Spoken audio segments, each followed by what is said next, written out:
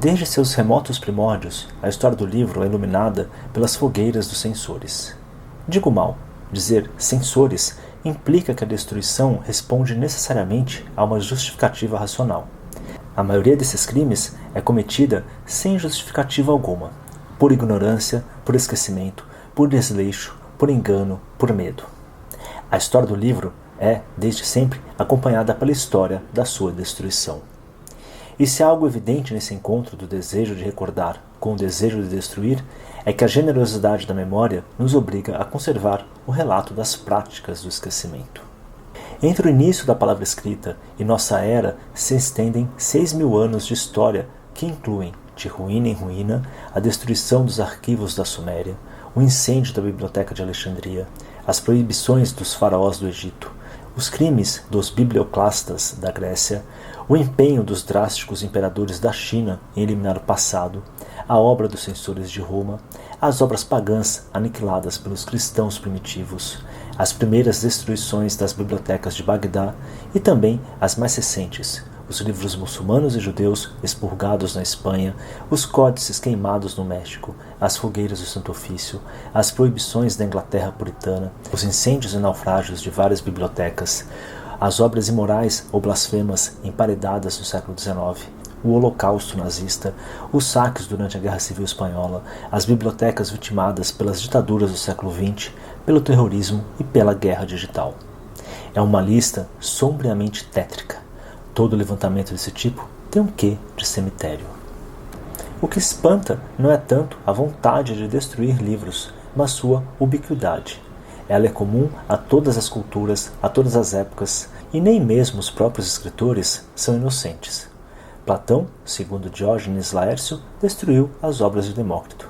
Descartes pediu a seus leitores que queimassem os livros anteriores a seu discurso do método. David Hume exigiu o banimento de todos os manuais de metafísica. A tarefa dos destruidores de livros é colossal e nem sempre requer o fogo. Às vezes, basta abortá-los ou menosprezá-los. Na Espanha, o inquisidor-geral Andrés Pacheco, numa carta dirigida ao rei, datada de 25 de setembro de 1623, queixa-se da profusão de livros perniciosos e, precavido, pede que sejam censurados antes e não depois de serem impressos.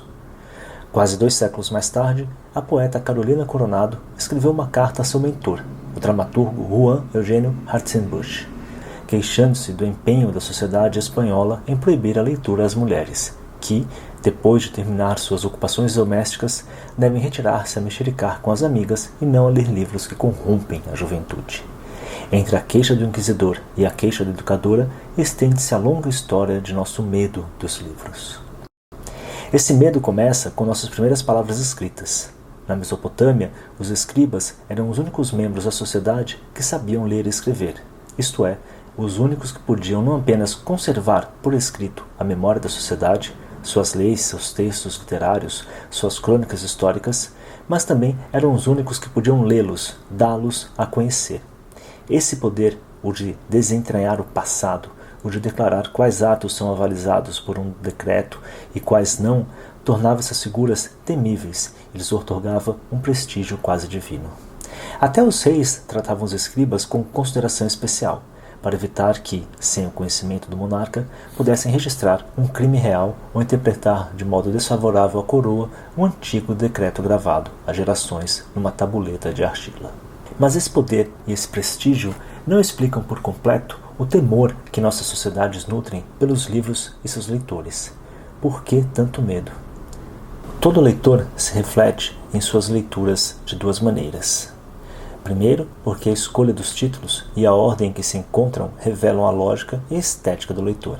Segundo, porque as páginas, obviamente lidas, marcadas com sinais e observações, apontam trechos em que esse leitor sentiu sua própria voz, suas próprias alegrias e temores, descobertos e traduzidos em palavras. Uma biblioteca, isto é, os livros que a compõem, não é simplesmente um armazém ou um depósito de volumes. É uma criatura viva, cambiante, poderosa, nascida para dar sentido ao mundo que carrega secretamente a chave do seu leitor. Curiosamente, desconfiamos desse conhecimento. Tememos o que ele possa nos revelar e preferimos acreditar na realidade de símbolos sem conteúdo.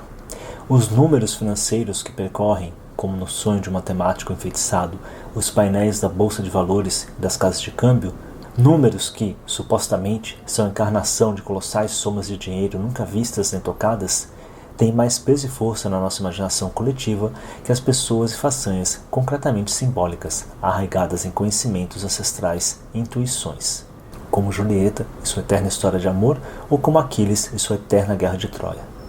Estatísticas recentes revelaram que os jovens de hoje reconhecem 10 mil nomes de produtos comerciais, enquanto praticamente desconhecem os vocabulários mitológicos, literários e artísticos. As grandes maquinarias econômicas e financeiras que regem nossas sociedades encorajam a aprendizagem desses vocabulários de propaganda e querem nos fazer esquecer os outros, inquietantes e profundos, que poderão levar à reflexão e à recusa dos valores comerciais. A sociedade de consumo não tolera os leitores, os verdadeiros leitores.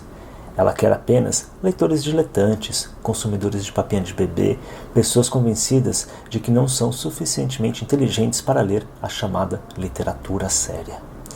Essa é outra forma de censurar os livros, fazer-nos acreditar que não os merecemos. Todos podemos ser leitores, no sentido mais amplo da palavra. Todos somos capazes de reconhecer, nas palavras forjadas por escritores de gênio, nossas vicissitudes e nossos sonhos. Todo leitor, em geral, quando criança, faz uma descoberta fundamental, que o lobo que ameaça Chapeuzinho é, e, ao mesmo tempo, não é um animal feroz e real, que Chapeuzinho é e, ao mesmo tempo, não é o próprio leitor que a segue pela página, que o lenhador que resgata a menina é e, ao mesmo tempo, não é uma promessa de redenção. Esse entendimento duplo do mundo, essa descoberta de que a inteligência e a imaginação de cada um de nós são os instrumentos mais precisos para desentranhar o mistério que nos rodeia, essa revelação que nos é dada através de palavras que narram uma história inventada, mas que sabemos nossa, concreta e verdadeira, isso é algo que só os livros, magicamente, podem nos dar. Aceitar ou não essa dádiva depende de nós, como depende de nós morrermos afogados na estupidez que nos espreita ou sobrevivermos iluminados no mundo. A literatura pode nos oferecer fábulas exemplares e perguntas cada vez mais amplas e perspicazes. Mas nenhuma literatura, nem sequer a melhor nem a mais robusta, pode nos salvar de nossa própria loucura. Romances, poemas, roteiros cinematográficos não podem nos proteger do sofrimento ou do erro deliberado, das catástrofes naturais ou artificiais causadas por nossa própria cobiça suicida. A única coisa que a literatura pode fazer é, às vezes, milagrosamente, narrar essa loucura e essa cobiça e nos lembrar que devemos nos manter alerta diante de tecnologias financeiras e comerciais cada vez mais perfeitas e autossuficientes. Por isso, os ditadores políticos e financeiros a temem tanto, porque a literatura pode oferecer consolo para o sofrimento e palavras para dar nome às nossas experiências. Pode nos dizer quem somos, pode nos ensinar a imaginar um futuro em que, sem exigir um convencional final feliz, possamos permanecer vivos, juntos nessa terra maltratada. Falei do medo dos livros, de leituras secretas, de maquinarias construídas para que não sejamos leitores, ou para que só sejamos de modo trivial, inócuo. Qual o sentido de resenhar esse medo, essas estratégias contra a inteligência? É a crônica de uma arte que morre ou a declaração de princípios de uma arte que se nega a desaparecer? Creio que esta última. As ameaças lançadas contra o livro a partir dos tronos dos reis, dos púlpitos dos inquisidores, das poltronas dos presidentes, dos escritórios da indústria digital, só fizeram, ao que parece, reavivar nosso reconhecimento da leitura como atividade essencial do ser humano. Que os leitores sejam poucos, que muitos leiam mal, que a maior parte confunda propaganda com literatura. Que importa tudo isso, desde que a arte de ler continue, que o livro perdure, que a literatura nos ajude a ser um pouco mais felizes e um pouco menos idiotas.